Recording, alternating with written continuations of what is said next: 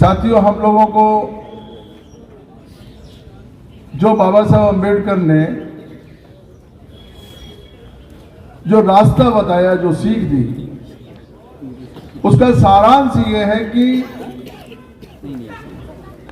ST SC के लोग पढ़ लिख करके आगे बढ़े और राजनीतिक क्षेत्र में सत्ता के माध्यम से इन वर्गों का कल्याण करें। अब इसका एक ही रास्ता है कि राजनीति में जो लोग आ गए, एमएलए एमपी बन गए, मिनिस्टर बन गए, सत्ता में उनकी भागीदारी रहे और सत्ता के माध्यम से समाज कल्याण का काम करें।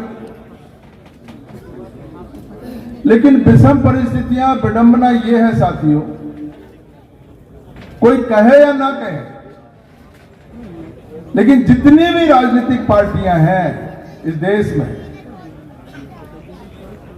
और जब उनकी सरकारें बनती है, तो सरकार बनने के बाद में जो हमारे इन वर्गों को प्रतिनिधित्व मिलना चाहिए, सत्ता में भागीदारी मिलनी चाहिए, वो हम लोगों को नहीं मिल पाती। अब इसकी क्या वजह है, ये आप भी बहुत अच्छी तरह जानते हैं और हम सब लोग जो बैठे हैं हम भी जानते हैं। लेकिन बंदिशें इस तरीके की है कि हम लोग आवाज नहीं उठा सकते, बोल नहीं सकते।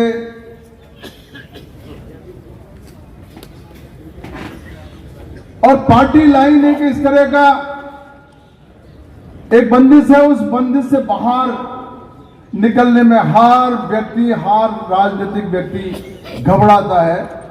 और विशेष रूप से हमारे एसटी एससी के लोग जो उनकी दया पे निर्भर है, उनकी मेहरबानी पे निर्भर है। अगर मैंने कुछ बोल दिया, मेरा टिकट कट जाएगा, मुझे टिकट नहीं मिलेगा, कोई पद नहीं मिलेगा। अगर मैंने जरा सा कोई इस तरह का इशारा कर दिया कि ये डर जो है, ये डर हम लोगों को लगातार अंधेरे की तरफ ले जाने वाला रास्ता है। ये डर मिट नहीं रहा, ये मिटेगा भी नहीं। अब हम लोगों को तो इसलिए डर नहीं है, हमने बसपा का टिकट लिया, बसपा पे जीत करके आ गए। जनरल सीट है मेरी गंगापुर सिटी, 2008 में बसपा के टिकट पे जीत करके आया। 2018 में मेरा टिकट काट दिया, जनता ने आशीर्वाद दे दिया एसटी एससी के और ओबीसी के वोटों पे, निर्दलीय जीत करके आ गया। अब 2023 में कांग्रेस ने जब देखा कि यार ये टिकट नहीं दिया, तब भी जीत करके आ गया, अपने आप मेरे को टिकट दे दिया 2023। अब कांग्रेस के टिकट पे जीत करके आ गया। ये मेरे एसटी एससी ओबीसी के जो लोग हैं, उनके वोटों से जीत करके आ रहा हूं मैं। कांग्रेस का कोई वोट नहीं है वहां पर, क्या अच्छी तरह पता है उनको। इसलिए मैं कोई घबराने वाला नहीं हूं। मैं हमेशा समाज के हितों की बात पहले करता हूं, पार्टी के हितों की बात बाद में करता हूं। लेकिन हमारे और बहुत साथी घबराते हैं, टिकट कटने का डर रहता है, नहीं बोलना है। और यही कारण है साथियों, 75 साल बीत जाने के बाद में न तो भारतीय जनता पार्टी ने प्रदेश का अध्यक्ष एसटी एससी से बनाया और न कांग्रेस ने पीसीसी का अध्यक्ष कभी एसटी एससी से नहीं बनाया साथी। अभी मधुसूदन मिस्त्री, मुकुल वासनिक साहब आए थे, मैंने उनको 1 to 1 प्रोग्राम हो रहा था, तो मैंने उनको अंदर जाकर के कहा, भाई क्या मांगते हो, क्या चाहते हो हम लोगों से? 75 साल में तुमको हमारे एसटी एससी के लोगों में से पीसीसी का अध्यक्ष नहीं मिला, फिर इन वर्गों से क्या चाहिए आपको? उसी का कारण है टीकाराम जूली को अभी जो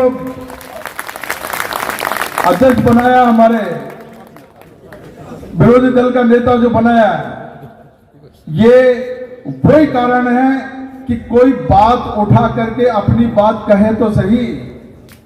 जब हमने हमारी बात कही तो उसका असर दिल्ली तक हुआ साथियों। इसलिए मैं और सब साथियों से भी कहना चाहता हूं कि हम हमारी बात को कहने से चूके नहीं। हम लोगों में बहुत बड़ी ताकत है। मेरे ख्याल से 69 एमएलए हैं, 69 एसटी और एससी के, 34 तो मेरे ख्याल से एसटी के हैं। 9 लोग जीत करके आए हम इस बार एसटी के जनरल सीटों पर, और एक हमारी बहन नौखम चौधरी जो ये भी जनरल सीट से, अभी मैं पूछ रहा था, जनरल सीट से जीत करके कामा। तो हमारे लिए बहुत बड़ी ताकत की बात है साथियों। और सत्ता में अगर कोई भागीदारी अगर नहीं है, कोई नहीं पूछने वाला है। हमारे जाट समाज के अध्यक्ष बैठे हैं राजा राम जी मील साहब, बहुत बात करते हैं, और जाट तो जो है काश्तकार कौम है इस राजस्थान की, मसल पावर वाली कौम है, लेकिन इन लोगों के भी धक्का देते देते देते इनको भी पीड़ा सहन करते करते 70-75 साल हो गई, इनको भी कोई नंबर नहीं आ रहा है। तो इस धक्के से हम लोग कैसे मुकाबला करें? इस राजस्थान में काश्तकार कौम का जिस रोज सीएम बन जाएगा उस दिन सारी तस्वीर बदल जाएगी साथियों, सारी तस्वीर बदल जाएगी।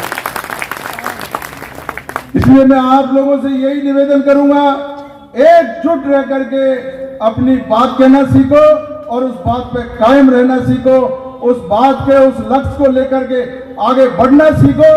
जब तक हम लोग ये बात नहीं करेंगे, अरे हम जरा सी बात करते हैं, अगर हम कोई एसटी एससी की बात करते हैं, हमारे ऊपर से अरे जातिवाद की बात करते हैं, अरे सारा खेल ही जातिवाद का हो रहा है, कहां नहीं हो रहा जातिवाद का खेल? वो लोग बात करें जातिवाद की, जब जातिवाद का खेल नहीं है। और अगर कोई एसटी एससी ओबीसी का बात अगर जाति की बात करेगा, वो जातिवाद है।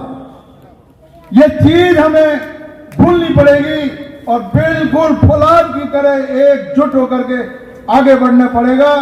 आगे भविष्य बहुत सुनहरा है, ये भविष्य हमारा है, इसको आगे बढ़ करके इस सत्ता की कमान को हाथ में लेने के लिए हर संभव प्रयास करेंगे। बहुत अजी वकीलों की क्या कहूं, मेरे पास तो 50 उदाहरण है। पूरे 75 साल में एक हाई कोर्ट के जज बने, डबल एजी का नाम नहीं, और एजी का तो कोई सोच ही नहीं रहा कि हमारे इन वर्गों में से भी कोई एजी डबल एजी बन सकते हैं। अरे इस इन वर्गों में से अगर एजी बन जाएगा, एडवोकेट जनरल बनेगा, हमारे न्यायपालिका में हमारे लोगों की सुनने वाला तो हो कोई नहीं है सुनने वाला। इसलिए इस माध्यम से, इस मंच के माध्यम से मैं, हमारे गर्ग साहब बहुत सीनियर लीडर हैं और अब सरकार भी इनकी है, अब मुख्यमंत्री और कोई मंत्री तो सुन नहीं रहे। गर्ग साहब से ये अनुरोध करूंगा, हमारे इन वर्गों की इनकी भावना को मुख्यमंत्री जी तक और आपकी सरकार तक पहुंचाएं। ये लोग क्या चाहते हैं, ये एसटी एससी ओबीसी के लोगों की क्या मंशा है। हर जगह इनका इतना बड़ा बहुमत होने के बाद में भी जो इनको भागीदारी नहीं मिल रही है, ये भागीदारी की शुरुआत करें। कांग्रेस से भी कहूंगा और बीजेपी से भी कहूंगा,